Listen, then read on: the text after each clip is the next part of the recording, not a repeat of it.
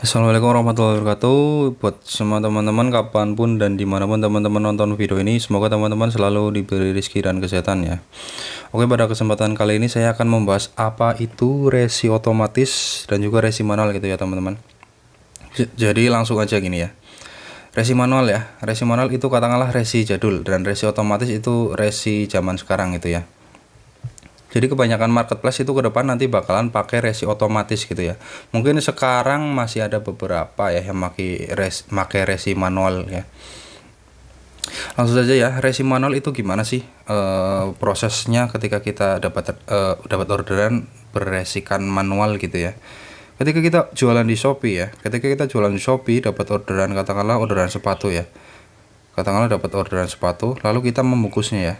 Membungkusnya dan juga kita mengeprintkan alamat ini, katakanlah ini ya yang beli ya, namanya Ayu Maharani. Ketika kita mengeprintkan alamat ini, lalu kan kita tempelkan di paketan ya, dan kita lalu bawa ke ekspedisi. Ketika di ekspedisi, nanti ekspedisi akan menginput alamat secara manual ya. Dan setelah di ekspedisi udah diinput, otomatis kita dapat kayak gini ya.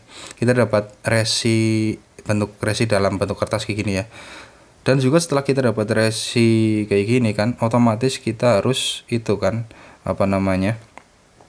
kita harus input manual ke akun toko Shopee kita gitu ya. Jadi gitu, resi manual itu pihak ekspedisi mencatat secara manual alamat-alamatnya ya. Lalu kita dapat resi, dan setelah kita dapat resi, kita input resinya ke akun toko Shopee kita gitu. Dan resi manual seperti itu lalu ke resi otomatis gitu. Ketika kita dapat orderan, otomatis kita juga akan seperti ini ya teman-teman. Kita disuruh oleh Shopee untuk mengatur pengiriman dan kita dapat format orderan kayak gini ya teman-teman. Dan katakanlah buyer ini membeli kolor polos ya, kolor polos, dan kita memaking kolor polosnya kayak gini. Dan juga ketika kita udah memprintkan gini ya alamatnya ya, kita tempelin ke paketan ini gitu ya. Setelah kita menempelkan ke paketan ini, kita bawa paketan ini ke ekspedisi gitu. Dan ekspedisi nanti akan menginputnya ya, beda dengan resi manual yang tadi kan masih manual nginput alamat, dan juga kita dapat resinya juga nginputnya juga manual ke toko kita. Akan tetapi ketika kita pakai dapat orderan resi otomatis ya, pihak ekspedisi itu cuma menginput nomor resi ya, nomor resi angkanya ini yang di bawah barcode garis-garis, atau juga ekspedisi cuma menyekan barcode-nya ya, seperti itu.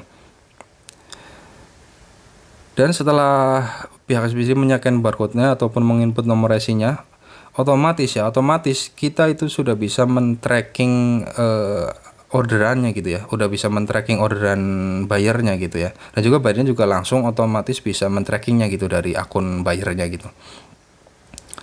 Jadi teman-teman udah bisa ada gambaran di sini ya. Resi manual ya, kesimpulannya kayak gini. Resi manual, kita input manual resinya ke toko online kita, dan ekspedisi sebelumnya tadi menginput ulang alamat teman-teman ya.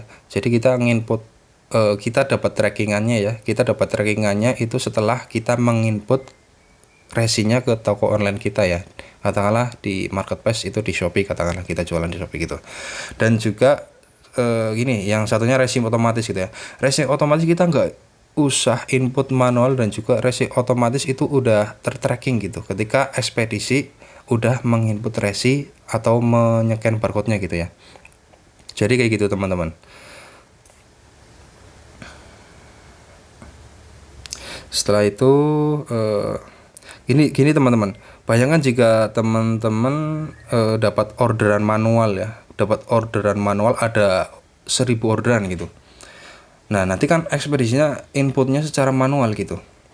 Inputnya secara manual alamatnya gitu ya. Dan dari situ akan memakan waktu, dan juga ketika setelah